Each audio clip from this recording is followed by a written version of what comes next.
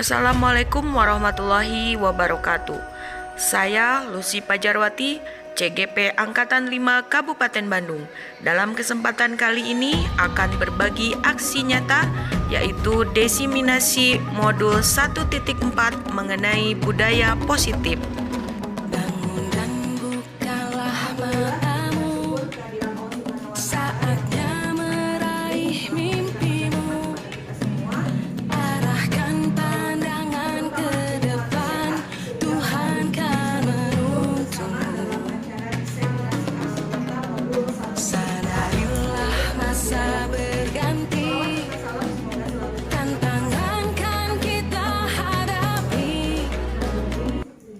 Assalamualaikum warahmatullahi wabarakatuh. Waalaikumsalam warahmatullahi wabarakatuh.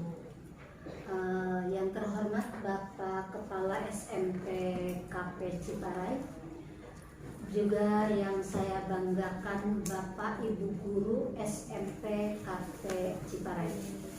Ternyata hari ini saya mendapat anugerah yang luar biasa karena saya bisa menyaksikan tentang aksi nyata modul 1 yaitu 1.4 yang dilaksanakan oleh CGP Kabupaten Bandung, Ibu Lucy. Mudah-mudahan apa yang beliau terima selama mengikuti pelatihan di dalam CGP memiliki kebermanfaatan yang luar biasa, khususnya bagi dirinya, umumnya bagi rekan-rekannya, dan luar biasanya bagi dunia pendidikan. Karena filosofi di dalam guru penggerak, bahwa guru penggerak itu langkah yang pertama yang harus dimiliki adalah tergerak. Harus tergerak dulu dirinya. Setelah tergerak, harus mampu, harus bergerak. Yang pertama harus tergerak hatinya. Setelah tergerak hatinya harus bergerak, action. Dia harus memberikan contoh bagi komunitas di sekitarnya bahwa yang dia lakukan adalah hal yang positif yang membawa kebaikan bagi murid-murid kita dan di dunia pendidikan. Dan berikutnya harus mampu menggerakkan komunitasnya. Di sini adalah menggerakkan komunitas SMP KP. Itu saja barangkali. Sekali lagi terima kasih kepada Bu Lucy. Sukses dan bahagia selalu. Mudah-mudahan bermanfaat bagi Lucy, bermanfaat bagi keluarga besar KP, juga bermanfaat bagi seluruh sekolah yang dipimpin oleh Bapak Ade. Terima kasih. Assalamualaikum warahmatullahi wabarakatuh. Waalaikumsalam warahmatullahi wabarakatuh. Hanya menambahkan saja Ibu Bapak, sebetulnya sudah cukup lengkap apa yang disampaikan oleh Ibu Pengawas terkait dengan kegiatan destinasi hari ini. Harapan saja ini ya untuk seperti Kabupaten Bandung, khususnya Bu Lucy, apa yang diterima dalam kaitannya berat ini mudah-mudahan bisa ditularkan, bisa diimbaskan kepada yang lain. Jadi bahasanya mudah-mudahan Bu Lucy baru satu polisi dari kita yang masuk guru penggerak, tapi yang menjadi pionir, kemudian nantinya diikuti oleh yang guru-guru yang lain, rekan-rekan kita yang lain, dan akhirnya yang saya impikan itu terbentuk di SMPKP itu yang namanya learning community. Itu yang sangat besar pengaruh untuk kemajuan SMPKP. Kalau sudah terbentuk learning community gitu. Yang kedua, ucapkan terima kasih kepada Bu Lucy yang sudah siap sedia meluangkan waktu untuk mengikuti kegiatan guru penggerak ya. Dan alhamdulillah setelah melalui seleksi Bu Lucy masuk. Sekali lagi mudah-mudahan ini memberikan manfaat ya, khususnya untuk SMPKP Ciparai, ini untuk dunia pendidikan Kabupaten Bandung, Provinsi Jawa Barat dan nasional. Dan mudah-mudahan sekali lagi ini bisa diikuti oleh rekan-rekan guru yang lain. Setelah selesai diskusi, tolong ada yang lain untuk ikut seleksi, ya. Bulan sekarang ada seleksi. Pak Yudis juga katanya mau ikut lagi, kemudian yang lain tolong ikut juga, ya. Sebab manfaatnya sudah jelas, ya, manfaatnya sudah jelas besar mengikuti kegiatan seperti ini. Minimalnya kita terbuka dengan wawasan kita terkait dengan dinamika perkurikuluman, dinamika pendidikan yang ada saat ini. Ya. Terima kasih, begitu yang bisa saya sampaikan. Assalamualaikum warahmatullahi wabarakatuh. Waalaikumsalam. Bapak Ibu, yang ingin saya sampaikan dalam kesempatan kali ini adalah mengenai budaya positif. Kenapa namanya budaya positif? Karena di sini kita sebagai institusi ya, sekolah, lembaga ya, memiliki visi misi. Biasanya visi misi itu adalah berupa harapan atau cita-cita yang ingin dicapai oleh murid kita. Kompetensi atau lulusan seperti apa sih yang ingin dihasilkan oleh sekolah kita. Nah, kalau dirangkum visi misi yang kita punya itu semuanya adalah berupa budaya positif. Kita ingin memiliki siswa yang berkarakter, berakhlak mulia.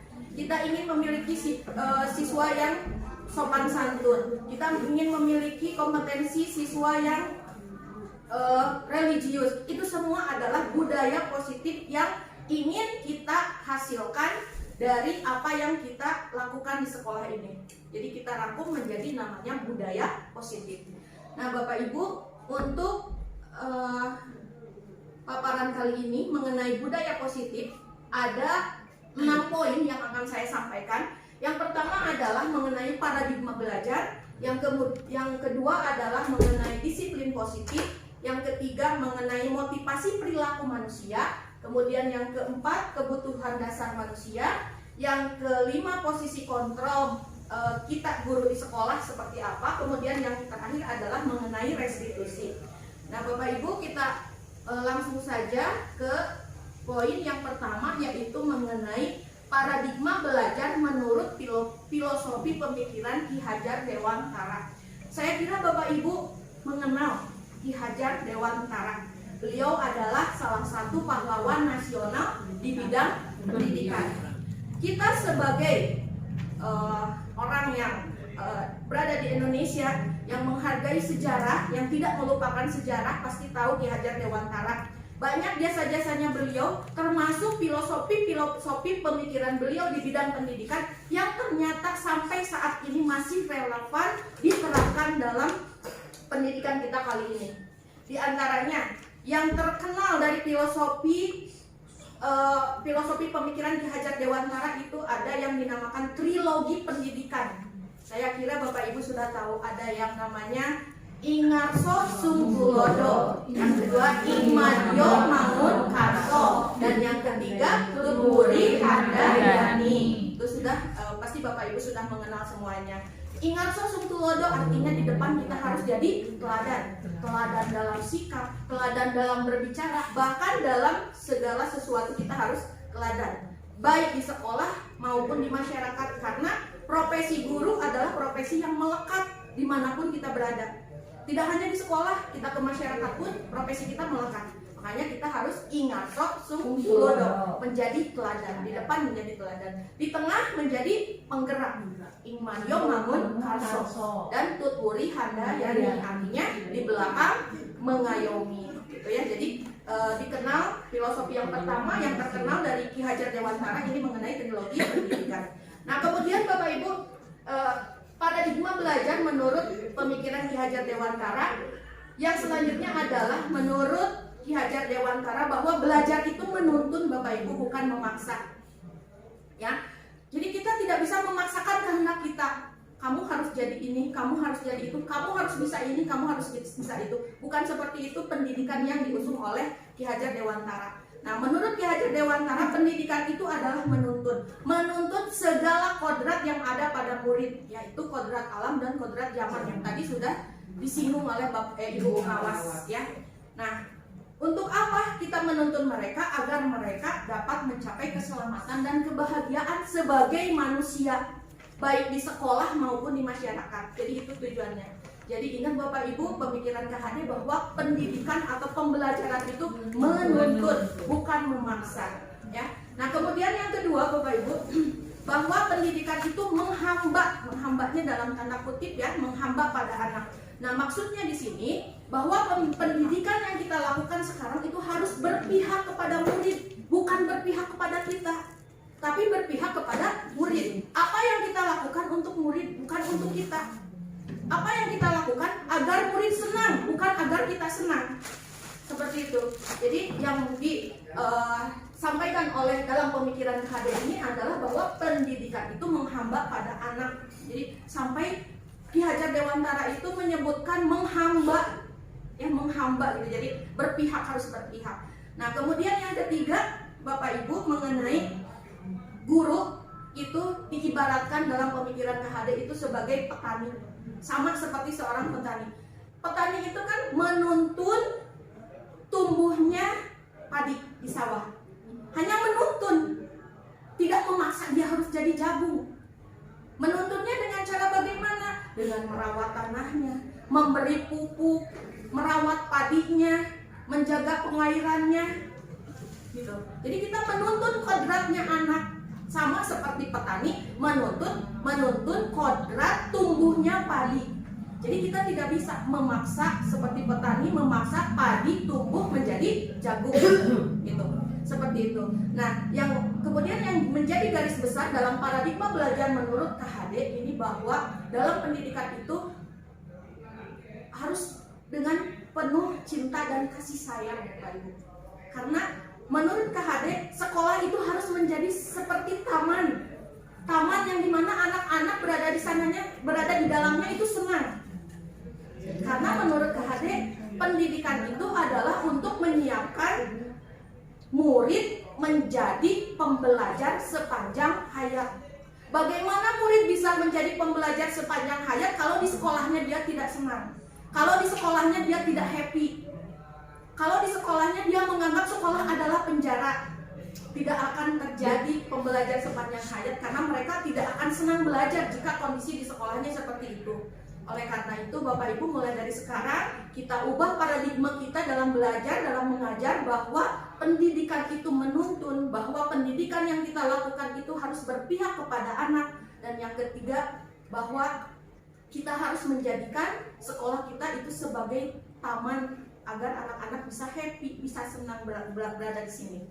Sehingga anak-anak senang belajar dan akhirnya anak-anak menjadi pembelajar sepanjang hayat. Begitu Bapak Ibu. Ya, jadi kita ubah. Sebenarnya ini pemikiran udah lama.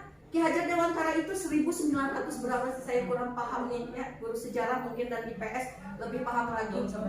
Ya, 1900 berapa Bu Rika, Bu Lilis? 8 ya. 1908. Tapi luar biasanya pemikirannya ternyata masih relevan dengan kehidupan atau dengan pendidikan kita saat ini. Begitu. Nah, kemudian Bapak Ibu, berawal dari paradigma belajar menurut Ki Hajar Dewantara ini, maka muncullah sekarang yang dinamakan kurikulum merdeka. Awalnya dari sini, awalnya dari filosofi KHD ini. Merdeka di sini seperti yang tadi Ibu Pengawas sampaikan, bukan merdeka bebas, tapi yang dimaksud merdeka di sini adalah kita merubah paradigma bahwa anak-anak di sekolah itu harus merdeka. Bahwa pendidikan yang kita lakukan itu harus memerdekakan mereka, bukan justru memenjarakan mereka. Itu yang dimaksud dengan kurikulum merdeka di sini. Jadi kurikulum merdeka itu bukan hanya CP, ATP, TP, membuat modul ajar, itu bukan. Tapi bagaimana kita merubah paradigma mengajar, bagaimana kita merubah paradigma belajar di sini, gitu. Ya, jadi memerdekakan, bagaimana kita memerdekakan murid-murid kita di sekolah gitu. Nah, Bapak Ibu, tujuannya itu, jadi mereka itu harus tumbuh, harus ada di sekolah itu tanpa paksaan. Mereka harus ada di sekolah itu tanpa tekanan. Itu yang dinamakan merdeka. Setuju nggak dengan makna merdeka di sini gitu, tanpa paksaan, tanpa tekanan? Karena kalau kita dengan paksaan, dengan tekanan, merdeka apa kita? Tidak. Anak-anak pun begitu. Gimana caranya supaya ketika kita masuk ke kelas anak-anak merdeka, tidak merasa tertekan, tidak merasa terpaksa, seperti itu. Itu yang dinamakan dengan kurikulum merdeka. Nah, Bapak Ibu, masih menurut Ki Hajar Dewantara bahwa syarat utama untuk mencapai kemerdekaan, untuk menciptakan murid yang merdeka, itu syarat utamanya adalah disiplin yang kuat. Ingat, disiplin yang kuat, bukan disiplin yang keras. Nah, di sini yang dimaksud dengan disiplin yang kuat itu adalah disiplin yang berasal dari dalam diri kita, yang berasal dari dalam diri murid itu sendiri, bukan disiplin karena dipaksa. Itu yang dimaksud dengan disiplin yang kuat. Jadi menurut Ki Hajar Dewantara, untuk memerdekakan anak itu harus dengan disiplin yang kuat. Cuman disiplin yang kuat di sini jangan dimaknai dengan disiplin yang keras. Bukan itu, tapi disiplin yang berasal dari dalam diri murid itu sendiri. Gitu. Nah, Bapak Ibu, nih yang dimaksud dengan disiplin itu, jadi disiplin positif. Jadi disiplin positif itu adalah disiplin yang memang berasal dari dalam dirinya, bukan karena dipaksa, bukan karena harus disuruh begini, disuruh begitu, bukan, tapi karena berasal dari dalam dirinya. Gitu. Ya, nah di sini disiplin itu dimaknai menjadi sesuatu yang dilakukan seseorang pada orang lain untuk mendapatkan kepatuhan. Kamu harus patuh, itu disiplin, betul kan begitu ya? Pokoknya kamu harus patuh sama apa yang saya katakan, itu disiplin. Tapi di sini ada disiplin positif. Disiplin positif itu bukan kita lebih lebih keras untuk mendisiplinkan, bukan. Tapi bagaimana kita menciptakan disiplin itu munculnya dari anak sendiri, bukan dari kita, seperti itu. Ya, nah jadi di sini disiplin positif ini merupakan unsur utama dalam terwujudnya budaya positif yang kita cita-citakan di sekolah. Ya, kemudian tujuannya adalah untuk menanamkan motivasi internal pada murid agar mencapai tujuan mulia. Tujuan mulianya apa? Budaya positif itu tadi. Gitu, ya. Nah, seperti itu. Nah, kemudian Bapak Ibu, motivasi perilaku manusia. Sebelum lanjut ke disiplin positif dan restitusi, kita harus mengetahui dulu bahwa manusia itu berperilaku dengan 3 motivasi. Yang pertama adalah dengan kita berperilaku, itu yang pertama adalah untuk menghindari ketidaknyamanan atau hukuman. Misalnya, Bu Neneng datang ke sekolah tepat waktu. Karena apa motivasinya? Karena takut dimarahin kepala sekolah, atau karena memang timbul dari diri? Itu kita harus. Nah, kalau sudah timbul dari diri berarti itu adalah sudah disiplin positif. Tapi kalau kita masih melakukannya karena takut dimarahi oleh ibu, misalkan, ya masuk kelas tepat waktu karena takut dimarahi oleh ibu, nah itu berarti masih motivasi yang paling rendah. Ya, motivasi yang paling rendah, motivasi perilaku yang paling rendah itu adalah untuk menghindari ketidaknyamanan atau untuk menghindari hukuman. Untuk apa Bu Nita kalau naik motor pakai helm? Takut polisi atau untuk dari dalam diri untuk keselamatan? Keselamatan berarti itu sudah motivasi internal, ya dari diri. Tapi kan murid-murid kita belum begitu, Bapak Ibu. Murid-murid kita masih melakukan disiplin itu karena takut oleh kita. Belum muncul motivasi dari dalam dirinya.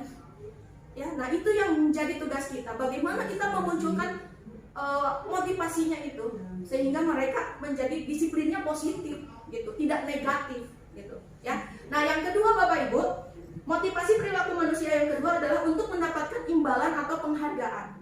Biasanya orang yang berada di motivasi level kedua ini melakukan sesuatu karena ada imbalannya, karena pengen checklist. Ya. Ya. Nah, seperti itu. Biasanya untuk mendapatkan pujian atau untuk mendapatkan hadiah atau untuk mendapatkan acungan jempol. Ya. Nah, untuk motivasi yang ke-1 dan kedua ini disebutnya motivasi ekstrinsik.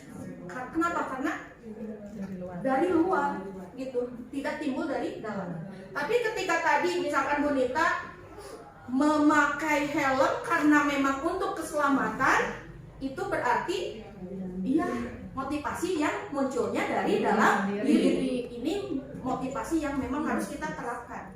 Ini berarti Bu Nita melakukannya adalah motivasi untuk menghargai diri sendiri, untuk keselamatan diri, bukan karena takut polisi. Gitu. Ya, nah kira-kira menurut Bapak Ibu anak-anak kita berada di level mana nih? Level 1, level 2, level 3? Tergantung situasi. Tergantung situasi. Tapi kebanyakan mungkin masih di level 1 ya kalau ada. Kebanyakan mah masih pengen ada penghargaan dari luar. Ada penghargaan, ada pengakuan lah. Ada pengakuan, terus masih takut juga gitu ya. Nah, belum ada sih mungkin ya beberapa orang, beberapa siswa, beberapa murid yang memang sudah memiliki motivasi internal itu gitu. Nah, itu seperti itu.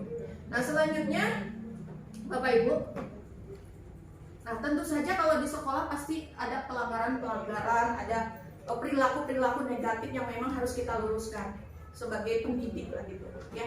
Nah, ada 3 cara di sini. Ya, ada 3 cara yang bisa kita lakukan untuk meminimalisir atau menuntun mereka agar tidak negatif, agar tidak melanggar, agar patuh. Ya. Yang pertama adalah dengan hukuman.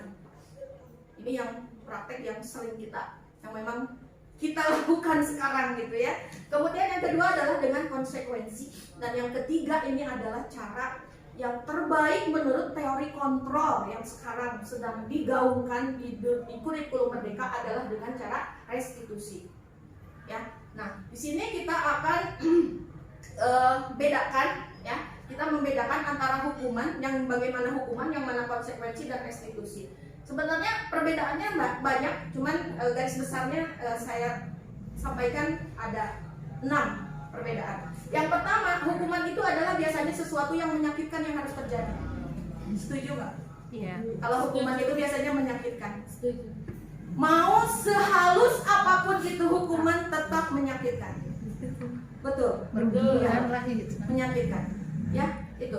Sedangkan konsekuensi ini adalah sesuatu yang harus terjadi. Biasanya konsekuensi adalah kamu melakukan itu berarti terima konsekuensinya, gitu. Resiko. Ya, benar, resiko betul. Ya. Nah, sedangkan restitusi ini pilihan. Mau dihukum atau mau apa gitu? Nah, iya betul, pilihan. Jadi tidak ada paksaan dari eksternal gitu kalau restitusi. Gitu. Itu yang pertama. Yang kedua, hukuman itu biasanya tidak nyaman untuk murid dalam jangka waktu yang panjang. Bapak Ibu masih ingat nggak pernah dihukum di SMP atau SMA yang menyakitkan? Enggak. Seperti suami saya pernah digaplok sama gurunya, ingat selalu diceritakan sampai sekarang. Karena memang hukuman itu dia menyakitkan dan tidak nyamannya itu dirasakan dalam jangka waktu yang sangat panjang. Abdi mah dibully dulu sih. Jadi ingat terus sampai ayeuna. Jadi tuh denger udah tuh apa harus kelas jadi ku guru ini mah dibully ku guru. Jadi gini kan aku kulitnya eksotik gitunya jadi guru teh nyebut nate si Otas gitu. Otas itu dari Bodas jadi sampai sekarang ya kayak gini. Iya kan berarti benar kan kalau hukuman itu tidak nyamannya dirasakan disebut padahal kan itu teh sambil bercanda gitu tapi sambil menunjuk gitu misalnya cenah Nita kan cenah kulitnya itu putih cenah jadi panggil si Otas jadi sampai teman-teman teh manggil si Otas wah gitu sama guru. Ada lagi nggak yang punya pengalaman waktu SMP atau SMA aslinya menyakitkan dan masih keinget gitu sampai sekarang? Saya mah dipanggil sapu lidi terlalu kurus. Emang. jadi kan itu bentuk bullying ya Terlalu peor. Ngere. Dan masih ingat dan orangnya tapi alhamdulillah orangnya udah minta maaf sama saya.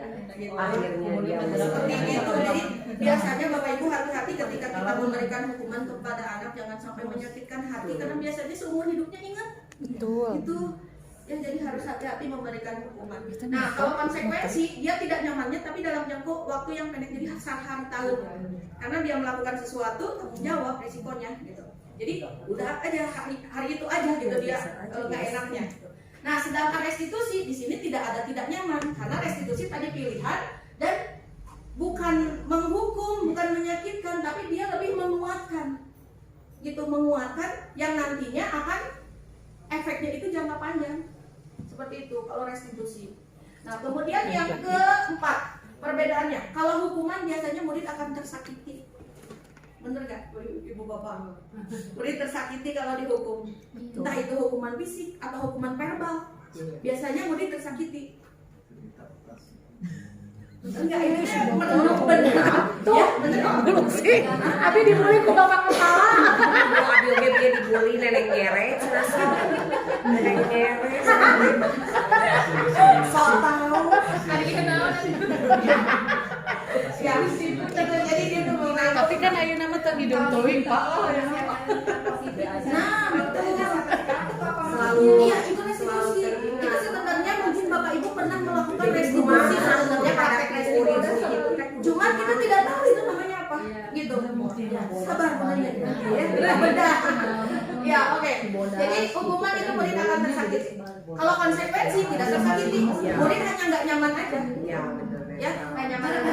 Kemudian kalau restitusi itu murid mendapat penguatan. Jadi dibimbing muridnya untuk menguatkan karakternya gitu. Jadi tidak merasa tersakiti, tidak merasa tidak nyaman, nggak ada dalam restitusi itu, tidak ada itu gitu. Ya, seperti itu. Nah, kemudian yang selanjutnya di sini sampai di kaploks gitu ya, pakai pakai tanda huruf besar semua bahwa hukuman itu negatif. Bahkan kalau dibaca di modulnya Bapak Ibu disebutkan bahwa hukuman itu sebenarnya merupakan pilihan terakhir. Harus ditiadakan, merupakan pilihan terakhir dari penerapan disiplin sekolah. Jadi harus pilihan terakhir. Gitu. Jadi negatif. Kalau konsekuensi netral, karena dia berbuat bertanggung jawab, jadi netral. Nah, sedangkan restitusi positif. Positif untuk siapa? Untuk korbannya, untuk yang berbuat salahnya, untuk gurunya juga. Jadi tidak ada yang dirugikan dalam restitusi ini, gitu ya. Nah, kemudian yang selanjutnya perbedaannya, kalau hukuman itu biasanya modelnya paksaan. Pokoknya kamu awas kalau tidak. Bersihan WC. Bersihan WC. Berupa paksaan. Anak-anak terpaksa melakukannya karena dipaksa oleh kita. Iya. Sifatnya satu arah kalau hukuman. Susut lipen. Di mana? Sok, urang Iya. pernah gitu ka budak. Betul, hukuman itu biasanya Susut satu siapa dah? arah. Itu nggak aja dari kitanya aja gitu. Ya, kamu harus melakukan apa yang saya suruh. Pokoknya saya nggak mau tahu. Kamu harus begini, awas kalau. Biasanya begitu kalau hukumannya awas, ya. hukumannya menuntut. Biasanya gitu. Modelnya paksaan. Sedangkan konsekuensi itu tadi stimulus, respons. Berani berbuat, bertanggung jawab, gitu ya. Nah, kemudian kalau restitusi itu teori kontrol. Jadi dikontrol, saling mengontrol. Murid dan guru teh saling mengontrol gitu. Murid dikontrol oleh guru. Gitu ya. Nah, selanjutnya perbedaan antara hukuman itu murid akan membenci peraturan. Betul nggak? Iya. Betul. Ya, akhirnya jadi Akhirnya kan dulu moratorium gitu. membangkang. Membangkang, iya betul. Ya, kalaulah hukuman adalah satu-satunya cara mendisiplinkan murid, nggak akan ada murid yang tidak melanggar lagi. Nggak akan ada, murid akan patuh semua. Tapi nyatanya sekarang gimana? Tetap aja ada. Kenapa? Karena kita masih melakukan hukuman. Gitu. Ya, jadi murid akan membenci peraturan. Gitu. Kemudian konsekuensi. Nah, kalau konsekuensi itu murid akan menghormati peraturan. Saya tahu peraturannya begini, berarti saya akan konsekuensinya begini. Gitu. Jadi lebih menghormati. Nah, kalau restitusi, murid akan menghormati dirinya dan orang lain. Gitu. Seperti itu. Nah, itu bedanya. Itu sedikit perbedaan antara hukuman, konsekuensi, dan restitusi, Bapak Ibu. Sebenarnya banyak ini perbedaannya. Cuman waktunya akan panjang ya. Nah, kemudian Bapak Ibu, naon sih restitusi teh menjadi gaung-gaungkan di kurikulum Merdeka, kenapa harus restitusi gitu ya? Nah, ini restitusi ini adalah proses menciptakan kondisi bagi murid untuk memperbaiki kesalahan mereka. Bukan menyalahkan mereka, tapi kita memperbaiki kesalahan mereka. Jadi tidak ada menyalahkan, tidak ada memaksa. Jadi di sini kita menuntun mereka untuk memperbaiki kesalahannya, sehingga mereka bisa kembali pada kelompok mereka dengan karakter yang lebih kuat, yang lebih bagus. Jadi ketika mereka kembali ke masyarakat, ketika mereka kembali ke rumahnya, karakternya udah bagus, gitu. Ya. Nah, kemudian restitusi juga merupakan proses kolaboratif yang mengajarkan murid untuk mencari solusi sendiri. Jadi solusinya dari murid, bukan dari kita. Kalau solusinya dari kita, bukan restitusi, paksaan, gitu. Ya. Jadi kalau misalkan bukan prostitusi, tapi restitusi. Gege itu prostitusi. Ya, jadi ya, kolaboratif yang mengajarkan murid untuk mencari solusi untuk masalah mereka dan membantu murid berpikir tentang orang seperti apa sih yang mereka inginkan dan bagaimana mereka harus memperlakukan orang lain. Jadi ini akhir dari restitusi itu, bagaimana mereka menghargai dirinya dan orang lain, seperti itu. Jadi ini yang terus-terusan disonding dalam kurikulum Merdeka itu adalah mengenai restitusi ini, gitu, salah satunya ya. Kemudian Bapak Ibu, nah mengapa harus restitusi? Kenapa sih harus restitusi? Karena restitusi ini membantu murid menjadi lebih memiliki tujuan, disiplin positif dan memulihkan dirinya setelah berbuat salah. Kan yang namanya sudah berbuat salah pasti mau segurau apapun orang ketika berbuat salah pasti di dalam hati kecilnya saya salah.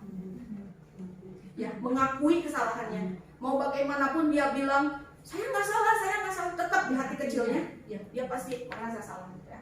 Nah kemudian tujuan dari restitusi ini adalah untuk menjadi orang yang menghargai nilai-nilai kebajikan yang mereka percayai. Nilai-nilai kebajikan itu nilai-nilai kebaikan yang pada umumnya kita percayai, seperti nilai misalkan kesopanan, menghargai orang lain dan lain sebagainya. Ya. Nah kemudian restitusi juga mengajak murid berefleksi tentang apa yang dapat mereka lakukan untuk memperbaiki kesalahan mereka. Jadi restitusi itu lebih ke refleksi dia. Kamu kenapa melakukan kesalahan itu? Apa yang akan kamu lakukan untuk menyelesaikan atau untuk bertanggung jawab terhadap kesalahan yang sudah kamu lakukan? Jadi penyelesaiannya dari mereka, bukan dari kita. Kemudian pendekatan restitusi tidak hanya menguntungkan korban, tapi juga menguntungkan orang yang berbuat salah atau yang disebut dengan win-win solution. Jadi kalau dalam bahasa Sunda itu China benang, lauk na benang, China herang, lauk na benang, ya gitu lah, lauk na benang, China herang seperti itu. Dibalik China lah, China herang, lauk na benang, gitu maksudnya ya. Maksud dari restitusi itu. Nah kemudian restitusi juga memiliki peluang luar biasa bagi murid untuk bertumbuh karakternya ketika mereka melakukan kesalahan, karena pada hakikatnya begitulah cara kita belajar. Kan kita itu belajar dari kesalahan. Benar gak Bapak Ibu? Kita itu hidup belajar dari kesalahan. Ya? Nah murid juga kita mengajarkan ke murid begitu, belajar dari kesalahan. Gitu ya. Nah kemudian murid diajarkan bertanggung jawab atas perilakunya. Mereka juga dapat belajar dari pengalaman untuk membuat pilihan yang lebih baik di masa yang akan datang. Gitu. Jadi muridnya diajarkan untuk bertanggung jawab. Gitu. Kalau misalkan penyelesaiannya dari kita, kamu harus bertanggung jawab begini-begini, itu tidak bertanggung jawab karena kita yang menyodorkan solusinya. Gitu. Ya. Nah kemudian Bapak Ibu, manfaat restitusi. Yang pertama, restitusi itu bukan menebus kesalahan, tetapi belajar dari kesalahan. Kemudian yang kedua, restitusi itu memperbaiki hubungan. Jadi gini, ada dua orang yang berantem, misalkan si Akmal sama si Taufik tadi berantem, ya. Ketika berantem, ketika gelut, itu kalau dengan dipaksa Akmal kamu yang salah, kamu harus minta maaf sama si Taufik. Dendam kayaknya nggak sih ke Akmal? Dendam, karena dipaksa minta maaf oleh kita.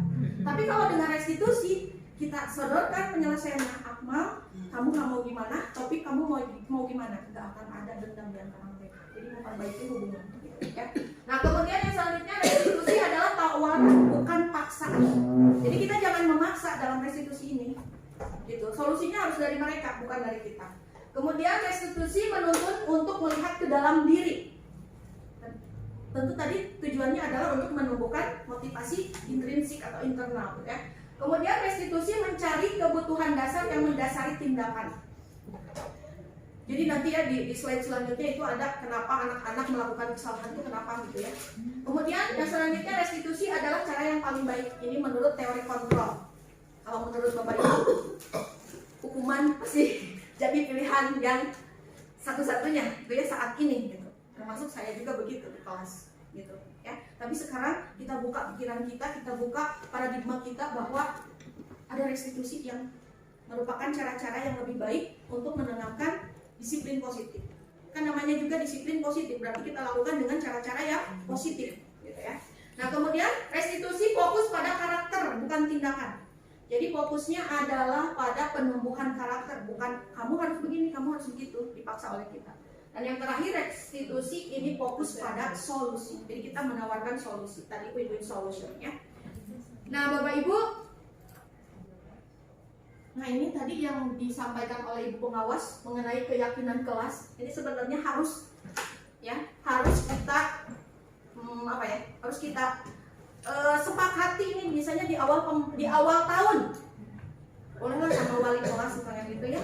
Nah, tujuannya adalah untuk menanamkan nilai-nilai kebaikan, menanamkan nilai-nilai kebajikan yang disepakati bersama dalam mewujudkan disiplin positif ini.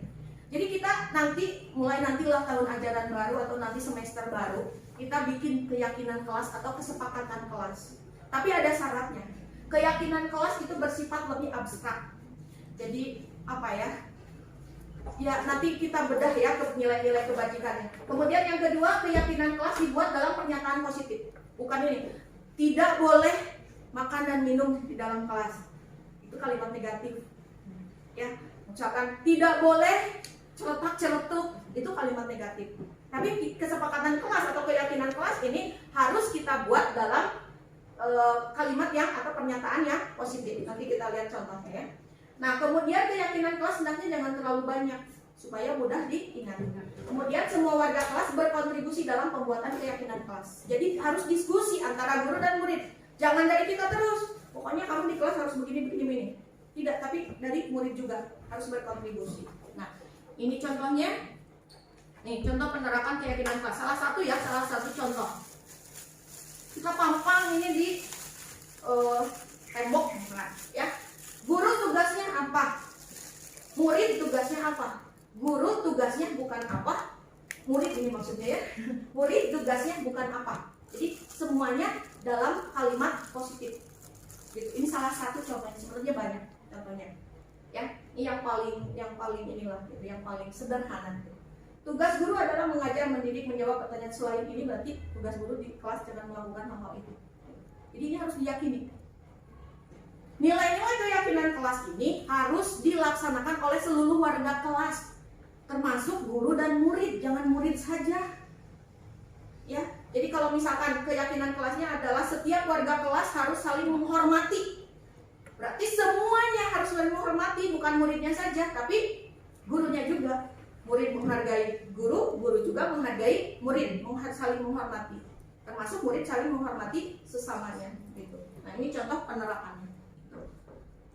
Nah, kemudian kenapa Bapak Ibu ada anak yang suka melanggar peraturan?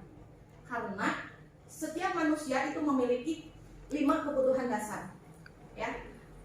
Kebutuhan bertahan hidup, kebutuhan kasih sayang, penguasaan atau power, kebutuhan kebebasan, dan kebutuhan kesenangan atau fun. Nah, kenapa ada anak yang melanggar?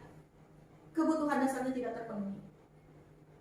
Bisa tidak terpenuhi kasih sayangnya, bisa tidak terpenuhi bertahan hidupnya, misalkan lapar atau apa sih. Jadi ini yang mendasari kenapa ada murid yang melanggar. Ya. Nah, ini yang harus kita penuhi gitu. Kalau ada murid yang memang kebutuhan dasar kasih sayangnya misalkan kurang, ya kita harus menuntun mereka gitu. Ya. Nah, jadi ini dasar kenapa ada murid-murid yang melanggar.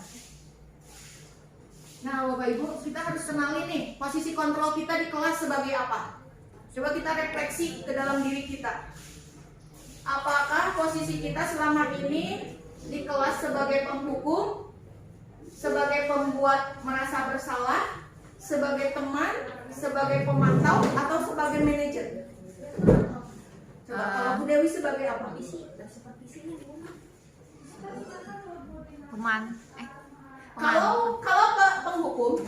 Kalau penghukum berarti kamu harus begini, kalau nggak gitu awas. Enggak. Kalau pembuat merasa bersalah biasanya lebih luwes, biasanya berupa kata-kata halus tapi menyakitkan, nyakit. Itu pembuat merasa bersalah. Kalau sebagai teman biasanya lebih diterima sama murid. Ngobrol-ngobrolan gitu ya. Jadi sebagai teman ya kita posisi kontrol sebagai teman gimana? Cuma negatifnya ada positifnya, cuma negatifnya anak-anak akan terganggu sama guru itu. Ketika ada guru lain yang karakternya tidak sebagai teman, dia akan meninggalkan. Ya. Benar nggak? Ya. Akan jadi apa ya? akan ada cenderung si anak itu akan cenderung ke guru itu terus. Ketika nggak ada guru itu, ya udah lepas kontrolnya. Gitu. Itu positif negatifnya sebagai teman, posisi kontrol sebagai teman. Nah, kalau sebagai pemantau, kesiswaan cocok. Kamu tidak memakai sepatu ini, catat. Gitu. Kamu membawa HP, catat. Itu pemantau. Jadi memantau. Nah, kalau manajer ini yang paling harus kita lakukan. Manajer lebih ke mengayomi, seperti tadi restitusi tadi. Jadi syarat kita bisa melakukan restitusi, posisi kontrol kita harus ada di manajer. Tidak bisa kita melakukan restitusi, posisi kontrolnya sebagai penghukum, nggak bisa. Sebagai pembuat merasa bersalah nggak bisa. Kita harus berposisi sebagai manajer. Gitu. Ya. Oke.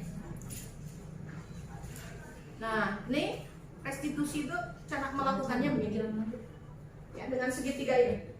Yang pertama yang harus kita lakukan dalam restitusi adalah menstabilkan identitas. Jadi ketika ada anak yang melakukan kesalahan, kita stabilkan identitas dulu. Stabilkan dulu identitasnya.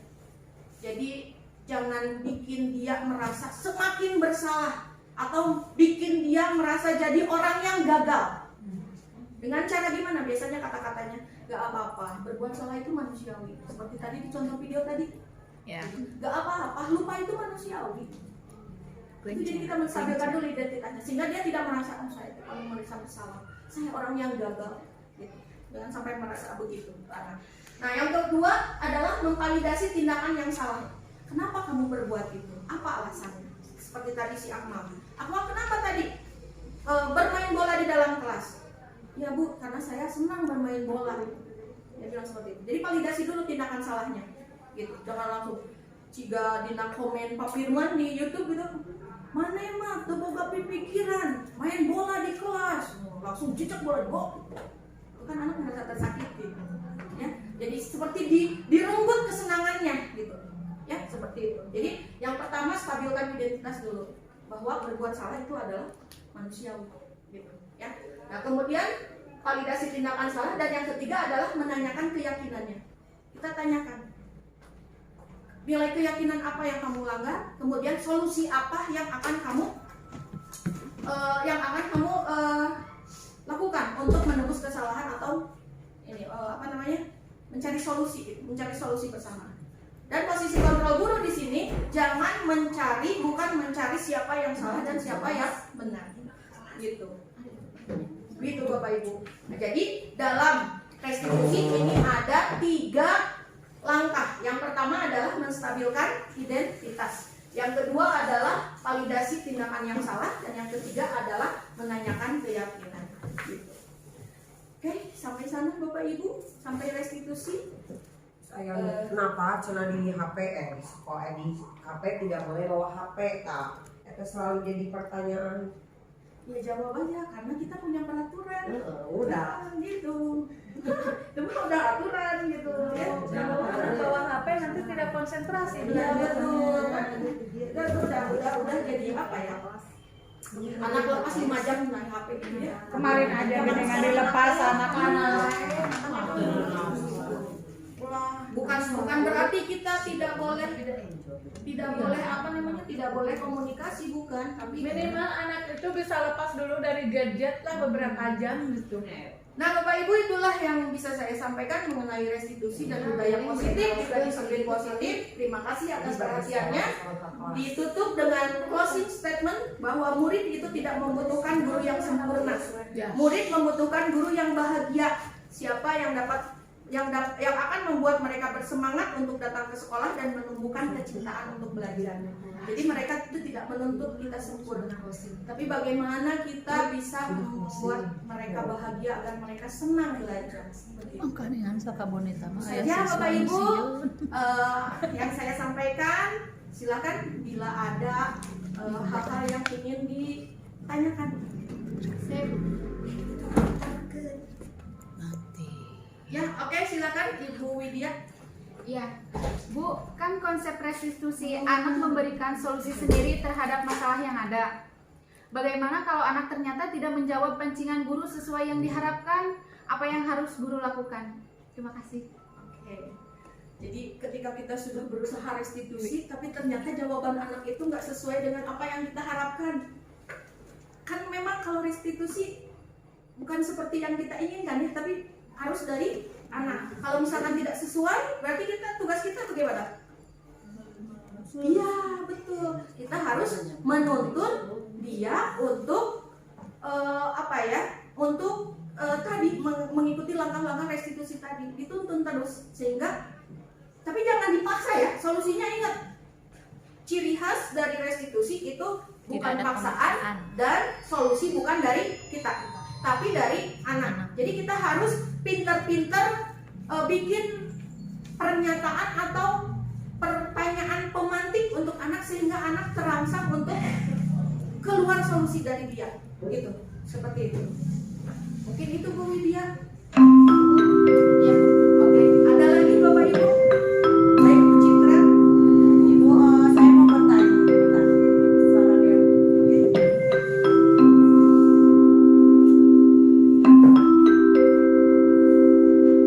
Masuk jam ketiga.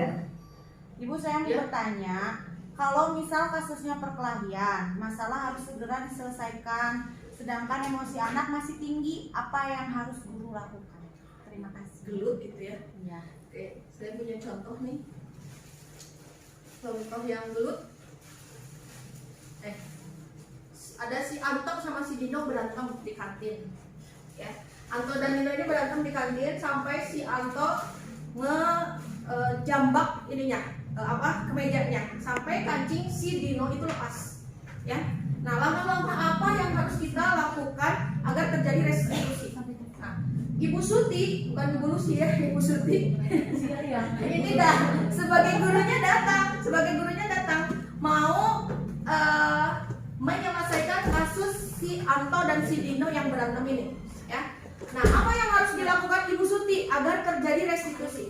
Yang pertama di sini Ibu Suti harus memposisikan diri sebagai manajer, jangan sebagai penghukum, ya. Nah, apa yang harus dilakukan Ibu Suti? Yang pertama adalah menenangkan terlebih dahulu Dino dan Anto. Jangan dulu kamu harus gini, sedangkan mereka sedang emosi. Tenangkan dulu, gitu ya. Tenang dulu, duduk dulu berdua, sok di sini sama Ibu duduk, gitu. Tenangkan dulu mereka, gitu. Emosinya ditenangkan dulu. Kemudian yang kedua, menanyakan tentang keyakinan sekolah yang disepakati. Boleh nggak berantem di sekolah? Kalau kamu berantem nanti gimana? Dia sakit nggak kalau kamu ditonjok? Gitu. Jadi ini dulu, tanyakan dulu mengenai keyakinan. Kemudian yang ketiga, mempersilahkan Dino untuk mempertanggungjawabkan perilakunya. Si Dino kan nonjok si Anto juga emosi narik ini si Dino. Gitu. Ya, jadi manajer lah, ngomong manajer lebih ke mengayomi gitu mereka. Si Suti nggak boleh emosi. Ya. Kita kan kebanyakan dari kita lihat anak yang berantem, ya, kan ditanya juga emosi gitu kan, lihat berantem di kelas kan, ikut emosi, cek ibu oke, cincin gitu kan, seperti itu ya. Nah kalau kita sebagai Ibu Suti nggak boleh seperti itu, restitusi gitu, ya kita harus tenang. Jadi tadi seperti tadi bahwa dalam pemikiran KHD itu cinta dan kasih sayang, gitu, nggak boleh emosi. Kalau di kurikulum Merdeka itu harus sabar, ya. Jadi guru kelas 8 dan guru kelas 9 tahun depan harus lebih sabar. Kalau guru kelas 7 saya kira sudah pada sabar. Alhamdulillah. Alhamdulillah. Bu Lilis, sabar. Ya, nggak boleh emosi. Gitu. Ya. Nah, kemudian di sini Ibu Suti menguatkan Dino dan Anto. Dino dikuatkan oleh Ibu Suti pada saat diberikan solusi untuk belajar menjahit kepada Pak Irfan. Jadi kan tadi kancingnya lepas. Si Dino teh gimana caranya ini kancingnya Anto copot? Apa yang akan kamu lakukan? Kata si Dino gini, ya udah Bu saya jahitkan aja, katanya gitu. Emang kamu bisa menjahit? Nggak bisa. Terus gimana tuh? Ya Bu ada Pak, ceritanya di SMK ceritanya ya. Nanti saya belajar sama Pak Irfan atau mau lain nama, nggak apa-apa Bu, dibawa aja bajunya, nanti saya jahitkan sama ibu saya atau saya bawa ke tukang jahit. Tapi kata-kata itu harus dari anak, jangan dari kita. Impossible kayak begitu di Bisa, coba dulu, jangan bilang impossible. Kalau ini impossible, teori ini nggak akan ada, bener nggak? Kalau ini impossible, teori kontrol restitusi ini tidak akan ada. Kenapa ini muncul? Berarti bisa, begitu. kalau impossible nggak akan ada teori kontrol, nggak akan diajarkan gitu. Nah, ini kan ininya di SMK kan. Iya. Sementara kan kita SMP lulus. Iya, imat sama-sama. Kalau tadi si Dino kan kancingnya coblong. Mau dijahitkan aja kan kamu nggak bisa jahit. Oke, belajar dulu ke Pak Ipan. Pak Ipan guru menjahit gitu ceritanya. Kalau sekarang kan kenyataannya SMP kena copot gimana? Ya udah Bu, saya bawa aja ke tukang jahit. Tapi kata-kata itu harus mulainya dari anak, jangan dari kita. Jadi anak bertanggung jawab. Betul ya.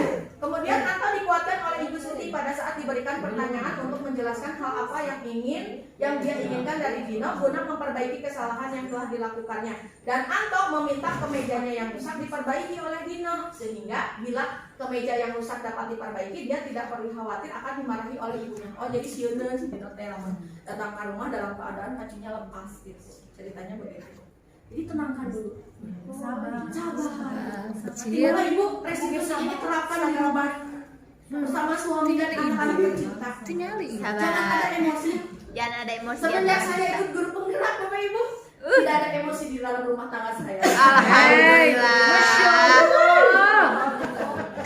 Saya belajar lebih sabar. Tidak pernah marah, tidak pernah ada emosi. Karena memang saya penjabat memang ada. Saya tidak pernah marah sama suami. Sama ada.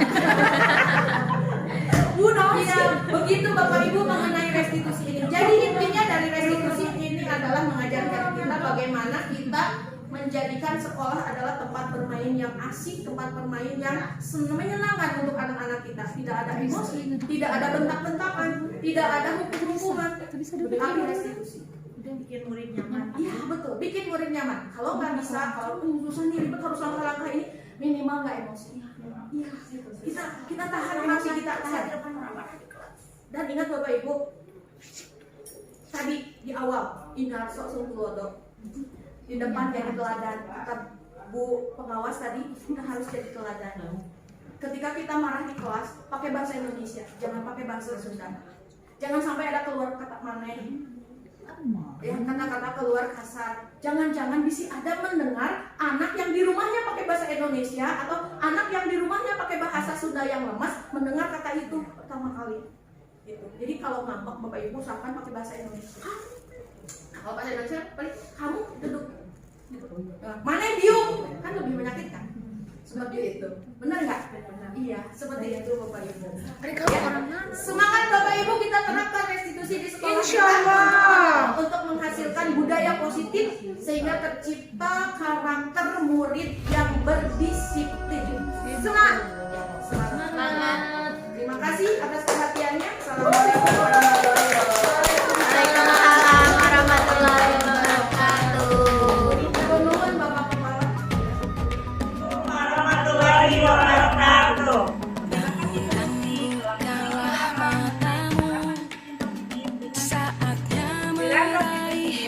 Bisa memperbaiki posisi keterlibatan dari guru dalam menghadapi permasalahan hanya sebagai pemukul, memantau atau membuat murid merasa bersalah menjadi seorang manajer yang murid dapat memperbaiki dan menyelesaikan.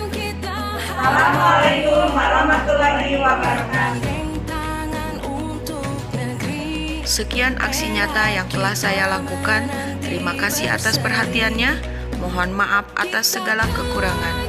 Assalamualaikum warahmatullahi wabarakatuh. Tetap semangat. Salam Guru Penggerak.